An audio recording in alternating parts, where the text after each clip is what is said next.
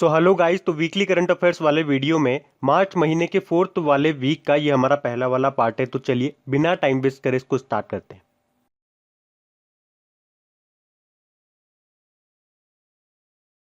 कि अंतर्राष्ट्रीय वन दिवस ये कब मनाया गया?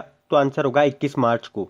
हर साल 21 मार्च को ये दिन मनाया जाता है इंटरनेशनल डे ऑफ फॉरेस्ट के रूप में, और इसे मनाने का उद्देश्य है पेड़ों और वनों के महत्व पर प्रकाश डालना। इसकी थीम रही थी forest restoration, a path to recovery and well being. अब ध्यान से सुनना, 21 मार्च को ही हम वर्ल्ड डाउन सिंड्रोम डे के रूप में भी मनाते हैं, जिसकी थीम थी वी डिसाइड। डाउन सिंड्रोम ये एक ऐसी स्थिति होती है जिसमें बच्चा मानसिक और शारीरिक विकारों से जूझता है। डाउन सिंड्रोम में जो बच्चा है वो अपने 21वें गुणसूत्र क्रोमोसोम की एक्स्ट्रा कॉपी के साथ पैदा होता है, इसीलिए इसे ट्राइसोमी 2 भी कहा जाता है। वैसे 21 मार्च को और कौन सा डे होता है? तो 21 मार्च को ही विश्व कविता दिवस, वर्ल्ड पोइट्री डे के रूप में भी मनाया जाता है। तो 21 मार्च को ये 3 डे याद रखना। कौन कौन से? अंतरराष्ट्रीय वन दिवस, वर्ल्ड डाउन सिंड्रोम डे और विश्व कविता दिवस। फिर है अभी विश्व जल दिवस कब मनाया गया? World water day. तो आंसर होगा 22 मार्च को।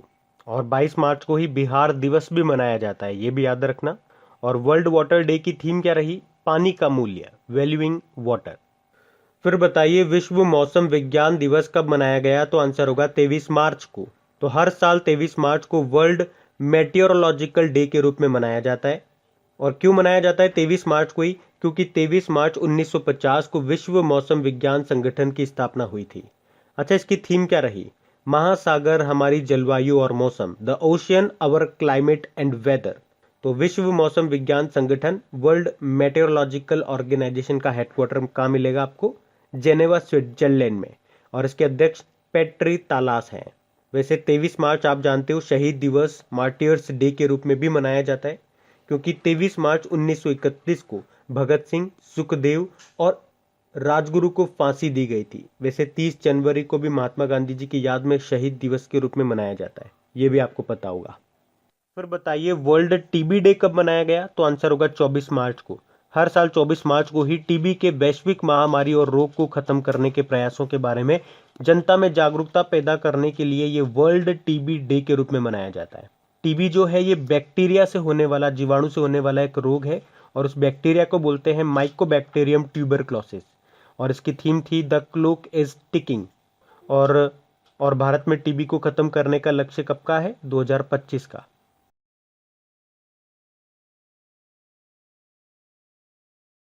फिर बताइए न्यूजीलैंड की एक गायिका है जिन विगमोर, उनका एक गाना है गर्ल गैंग, उसको किस टूर्नामेंट के आधिकारिक गीत के रूप में घोषित किया गया? तो आंसर होगा 2022 में होने वाले आईसीसी वुमेन्स वर्ल्ड कप।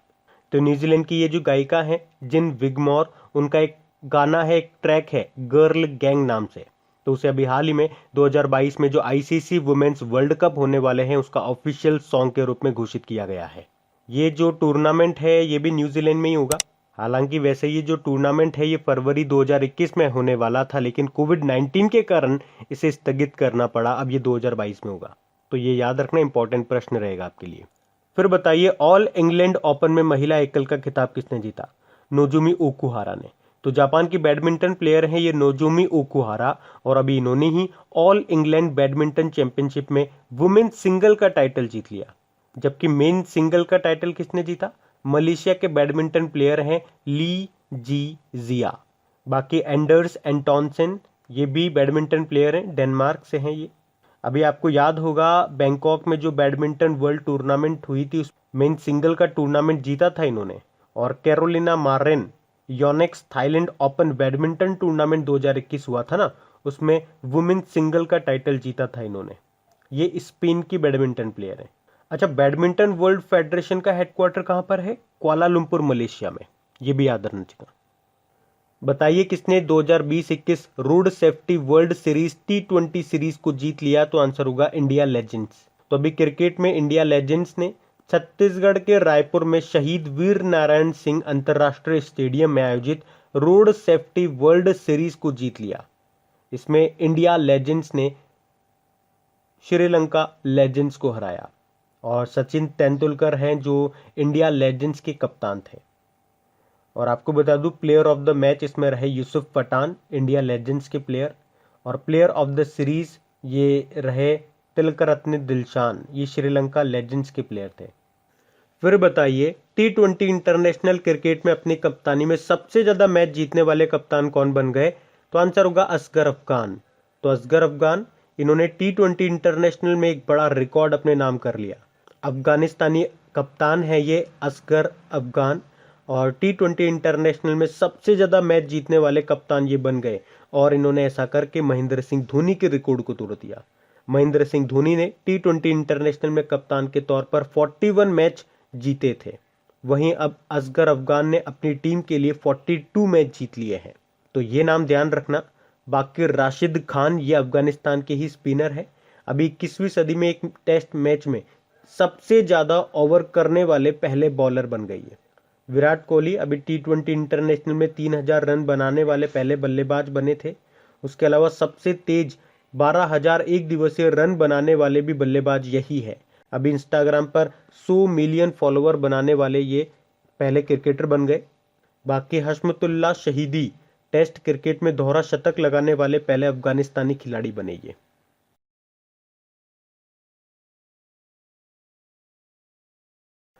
फिर बताइए विदेश मंत्रालय का नया प्रवक्ता यानी कि स्पोक्स पर्सन किसे नियुक्त किया गया? तो आंसर होगा अरिंदम बागची को। तो अरिंदम बागची को विदेश मंत्रालय का नया प्रवक्ता नियुक्त किया गया है, और उन्होंने अनुराग श्रीवास्तव का स्थान लिया। विदेश मंत्री कौन है वैसे? हमारे सुब्रमण्यम जयशंकर है। और विदेश सचिव कौन है?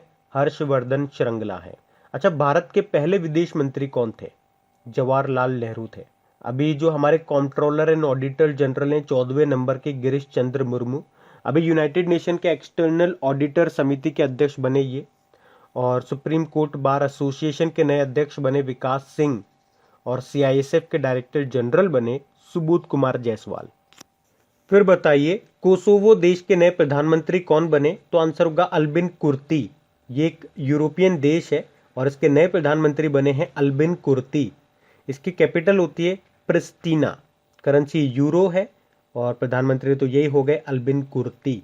बाकी देखो हिचिम मचीची ये ट्यूनिशिया के नए प्रधानमंत्री बने अभी, और मार्क रूट ये नीदरलैंड के अभी चौथी बार प्रधानमंत्री बने थे। बाकी सामिया सुलूहू हसन तंजानिया की पहली महिला राष्ट्रपति जो बनी थी। तो इनके नाम भी याद रखना, ये भी न्यूज में थे।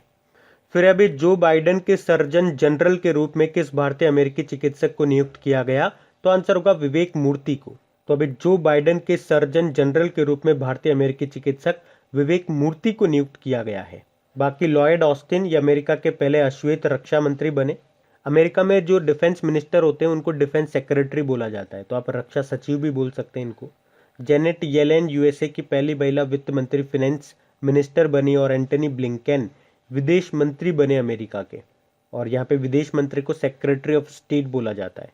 और अभी अमेरिका के अटॉर्नी जनरल भी बने थे, कौन? मैरिक गारलैंड नाम है उनका। फिर बताइए सिप्ला के फिर से MD और ग्लोबल CEO कौन बन गए? तो आंसर होगा उमंग बोहरा। तो दवा निर्माता कंपनी है सिप्ला, और उसके फिर से मैनेजिंग डायरेक्टर और ग्लोबल CEO के रूप में उमंग बोहरा को फिर से चुन लिया गया। सिप्ला इसका हेडक्वार्टर है मुंबई में। इसके संस्थापक थे ख्वाजा अब्दुल हामिद, और MD CEO उमंग बोहरा हैं। प्रवीर सिन्हा भी टाटा पावर के MD CEO बने थे। MA गणपति ये नेशनल सिक्योरिटी गार्ड के डायरेक्टर जनरल बने, और कुलदीप सिंह CRPF के डायरेक्टर जनरल बने।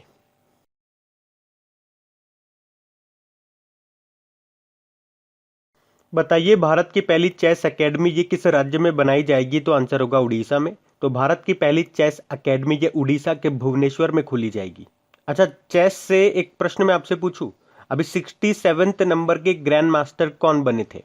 बताओ। तो आंसर क्या होगा? लियोन मेंडोन का। ये गोवा से है। पहले ग्रैंड मास्टर आप जानते हो विश्वनाथ आनंद हैं, जिन्हें पहला राजीव गांधी खेल रत्न पुरस्कार भी मिला था। और वर्ल्ड नंबर 1 चेस प्लेयर कौन इस टाइम पे? मैग्नस कार्लसन है, जो कि नॉर्वे से हैं। अच्छा, वर्ल्ड चेस डे कब मनाते हैं? 20 जुलाई को मनाते हैं। और जो चेस को रेगुलेट करने वाली बॉडी है फिडे, उसका हेडक्वार्टर कहाँ पर है? लॉजेन स्विट्जरलैंड में। बाकी याद रखना इथेनॉल संवर्धन नीति को लागू करने वाला देश का पहला राज्य बना था कौन सा? बिहार। और असम के दर्रांग जिले में पूर्वी भारत के पहले कौशल विश्वविद्यालय की नींव रखी गई है। उसके अलावा भारत का पहला वन चिकित्सा केंद्र का उद्घाटन कहाँ पे किया गया? उत्तराखंड में। उड़ीसा की कैपिटल भुवनेश्वर हो गई, और यहाँ के मुख्यमंत्री हैं नवीन पटनायक, और गणेशी लाल यहाँ के गवर्नर हैं और नए चीफ जस्टिस बने थे, उनका नाम है एस मुरलीधर। फिर बताइए भारत के पहले स्वदेशी रूप से विकसित एप्लीकेशन स्टोर का नाम क्या है? तो आंसर होगा मोबाइल सेवा ऐप स्टोर। तो मोबाइल सेवा ऐप स्टोर ये भारत का पहला स्वदेशी रूप से विकसित ऐप स्टोर है, जहां अलग अलग डोमेन और जन सेवा कैटेगरी के 965 से ज़्यादा मोबाइल एप्लीकेशन मौजूद है। क्या नाम है? मोबाइल सेवा ऐप स्टोर। फिर बताइए अभी किस राज्य सरकार ने भारत का पहला एफपीओ पोर्टल लॉन्च किया? तो आंसर होगा उत्तर प्रदेश। एफपीओ मतलब फार्मर प्रोड्यूसर ऑर्गेनाइजेशन। तो अभी उत्तर प्रदेश सरकार ने किसान कल्याण मिशन के हिस्से के रूप में उत्तर प्रदेश एफपीओ शक्ति पोर्टल को लॉन्च किया है और ये bill and Melinda Gates foundation के सहयोग से कृषि विभाग के द्वारा इसे विकसित किया गया है। तो इस पोर्टल का मुख्य उद्देश्य क्या है? किसानों, व्यापारियों और कृषि विभाग को एक मंच पर लाना। ये किसान के लिए पहला पूरी तरह से समर्पित एफपीओ पोर्टल है। अभी आपको याद होगा भारत की पहली चेस एकेडमी कहाँ पे खोली जाएगी? उड़ीसा के भुवनेश्वर में। और इथेनॉल संवर्धन नीति को लागू करने वाला देश का पहला राज्य बना बिहार। और असम के दर्रांग जिले में पूर्वी भारत के पहले कौशल विश्वविद्यालय की नींव रखी गई थी।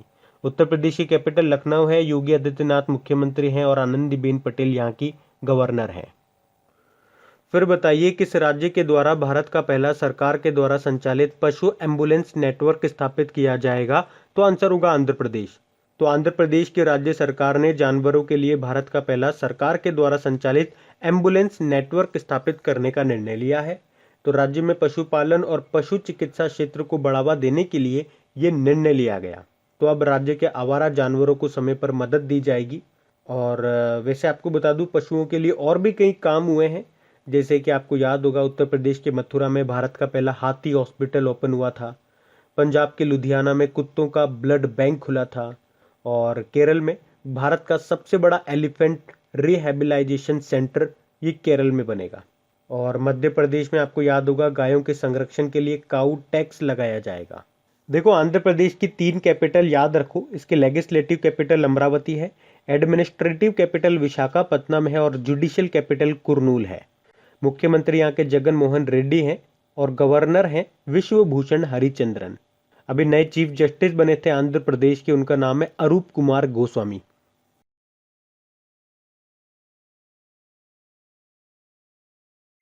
फिर बताइए वर्ष 2020 का गांधी शांति पुरस्कार किसे दिया जा रहा है? तो आंसर होगा बंग बंधु शेख मुजीबुर रहमान को। ये बांग्लादेश के पहले राष्ट्रपति थे। इन्हें बांग्लादेश में राष्ट्रपिता या तो बस मुजीब के रूप में भी जाना जाता है। तो ये गांधी पुरस्कार 1995 के बाद से भारत सरकार के द्वारा स्थापित एक वार्षिक पुरस्कार है, जिसमें 1 करोड़ रुपए की राशि और एक सर्टिफिकेट दिया जाता है। अच्छा, बंग बंधु शेख मुजीबुर रहमान से एक क्वेश्चन मैं आपको और याद दिलाता हूँ। यूनेस्को ने रचनात्मक अर्थव्यवस्था के क्षेत्र में 2021 से शेख मुजीबुर रहमान के नाम पर एक अंतर्राष्ट्रीय पुरस्कार भी शुरू किया है।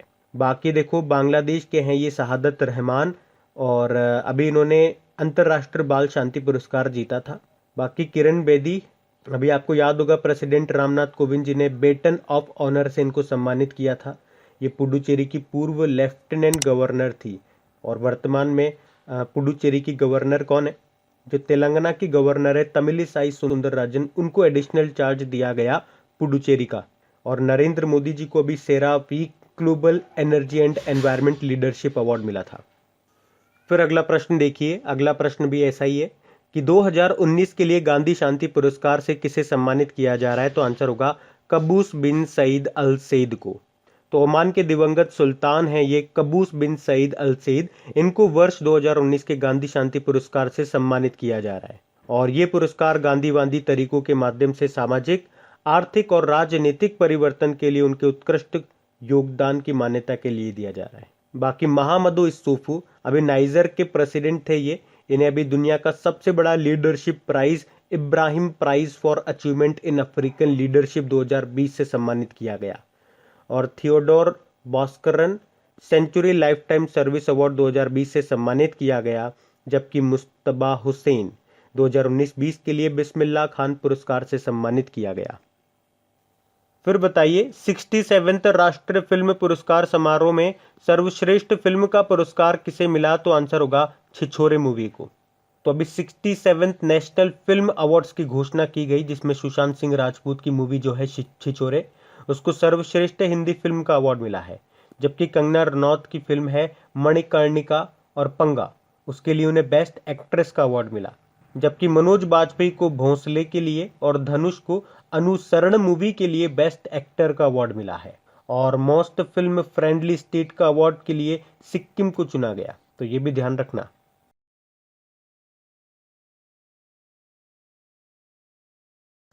फिर अगला प्रश्न है, लीडरशिप इन अनप्रेसिडेंटेड टाइम्स नाम की बुक को किसने लिखा है? तो आंसर होगा रितेश विग ने लिखा है।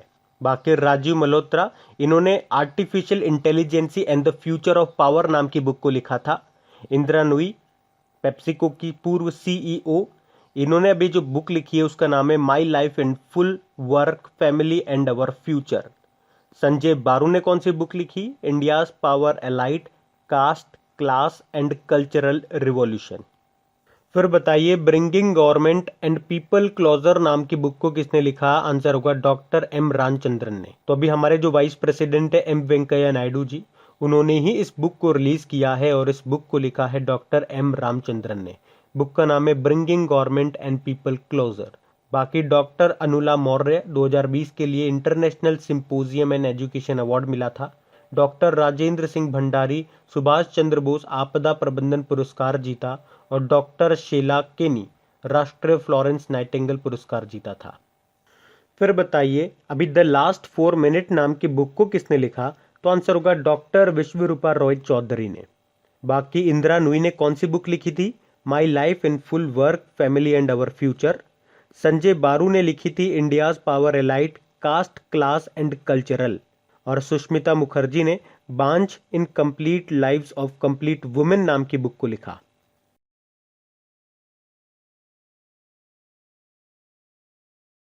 फिर बताइए, अभी किस राज्य को वन धन विकास योजना के लिए मॉडल राज्य घोषित किया गया? तो आंसर होगा मणिपुर को।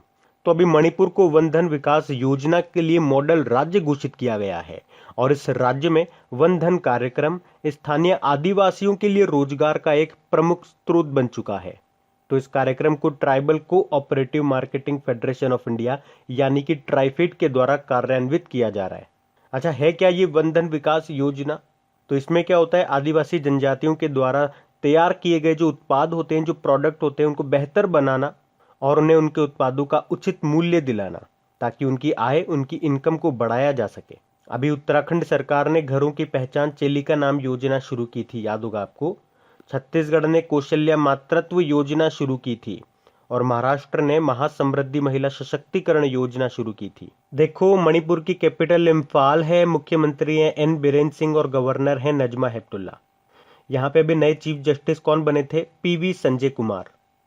फिर बताइए, भारत सरकार ने ग्रामीण क्षेत्रों में सबसे सस्ते एलईडी बल्ब प्रदान करने के लिए कौन सी योजना शुरू की थी? तो आंसर होगा ग्राम उजाला योजना।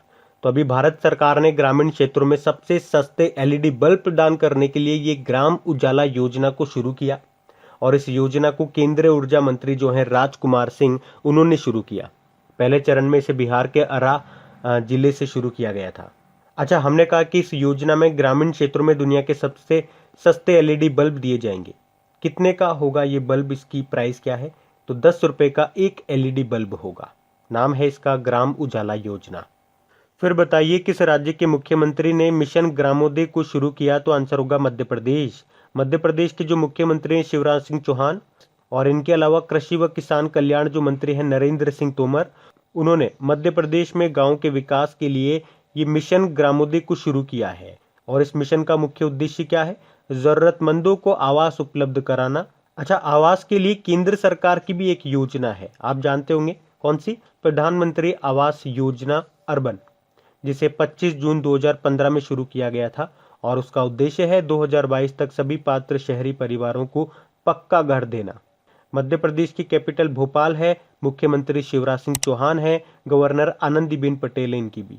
और अभी आपको याद होगा, महाराष्ट्र राज्य के किसानों ने फ्रेश फ्रूट केक मूवमेंट को शुरू किया था और मणिपुर को वन धन विकास योजना के लिए मॉडल राज्य घोषित किया गया और उत्तराखंड में अभी घरों की पहचान चेलिका नाम योजना शुरू की गई थी।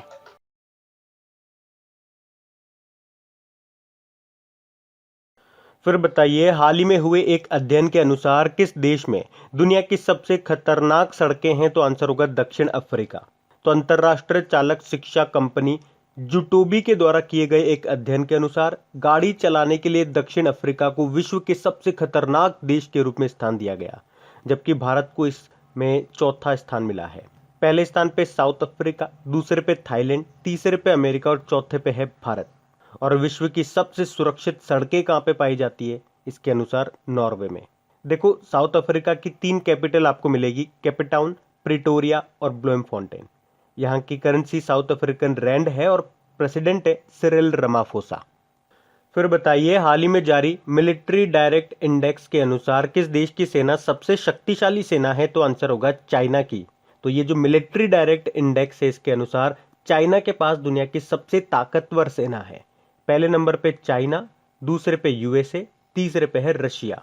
अच्छा, अभी सिप्री की भी रिपोर्ट आई थी और उसमें बताया गया था कि हथियारों का सबसे बड़ा आयातक देश कौन सा है? तो सऊदी अरब है। सेकंड नंबर पे है भारत, तो वो भी याद रखना। देखो, चाइना की कैपिटल बीजिंग है, करेंसी है रेनमिनबी, प्रेसिडेंट है शी जिनपिंग। फिर बताइए, हाल ही में जारी होम प्राइस इंडेक्स में भारत किस स्थान पे रहा? तो आंसर होगा 56वें स्थान पे।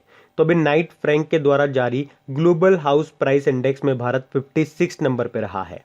और एक साल पहले जो भारत की रैंक थी वो 43 थी, यानी कि आप देख सकते हो 13 पोजीशन नीचे आ गया भारत, और अब इसकी रैंक हो गई 56। टॉप पे है टर्की, और सेकेंड नंबर पे न्यूजीलैंड है, और थर्ड नंबर पे स्लोवाकिया है। तो ये टॉप 3 याद रखना, और भारत की रैंक 56 है। बाकी आप जानते हो, अभी यूनाइटेड नेशन ने जो वर्ल्ड हैप्पीनेस इंडेक्स जारी किया था उसमें भारत की रैंक कितनी थी? 139। टॉप पे फिनलैंड था। और अभी डेमोक्रेसी इंडेक्स 2020 जो जारी किया था इकोनॉमिस्ट इंटेलिजेंस यूनिट ने, उसमें भारत 53 नंबर पे था और टॉप पे नॉर्वे था। अभी जो आर्थिक स्वतंत्रता सूचकांक इकोनॉमिक फ्रीडम इंडेक्स आया था उसमें भारत 121 नंबर पे था, टॉप पे सिंगापुर था। तो ये भी याद रखो।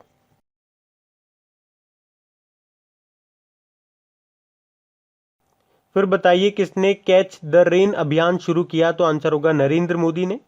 अभी 22 मार्च को विश्व जल दिवस मनाया गया था। उस मौके पर देश के जो प्रधानमंत्री हैं नरेंद्र मोदी, उन्होंने कैच द रेन यानी कि वर्षा जल संचय अभियान को वीडियो कॉन्फ्रेंसिंग के जरिए शुरू किया। तो ये जो अभियान है ये देश भर के सभी ग्रामीण और शहरी क्षेत्रों में चलाया जाएगा। और इस अभियान का नारा है, जहां भी गिरे और जब भी गिरे वर्षा का पानी इकट्ठा करें। यह अभियान पूरे देश में 22 मार्च को शुरू हुआ, जो कि 30 नवंबर तक चलेगा। और इस अभियान के जरिए जमीनी स्तर पर जल संरक्षण, वाटर कंजर्वेशन को बढ़ावा देने के लिए एक जन आंदोलन के रूप में इसे शुरू किया गया। हमारे जल मंत्री हैं ये गजेंद्र सिंह शेखावत, जिनका निर्वाचन क्षेत्र है जोधपुर। फिर बताइए, अभी किस राज्य सरकार ने समर अभियान शुरू किया? तो आंसर होगा झारखंड। यहाँ पे समर का मतलब क्या हो गया? Strategic action for alleviation of mall nutrition and anaemia reduction. और इस अभियान को शुरू करने का उद्देश्य है एनीमिया से पीड़ित महिलाओं और कुपोषित बच्चों की पहचान करना। अभी राजस्थान सरकार ने मुख्यमंत्री चिरंजीवी योजना शुरू की थी। अभी केरल ने वोट बंदी अभियान शुरू किया था। और अभी अंतर्राष्ट्रीय योग महोत्सव का आयोजन कहाँ पे किया गया था? उत्तराखंड में।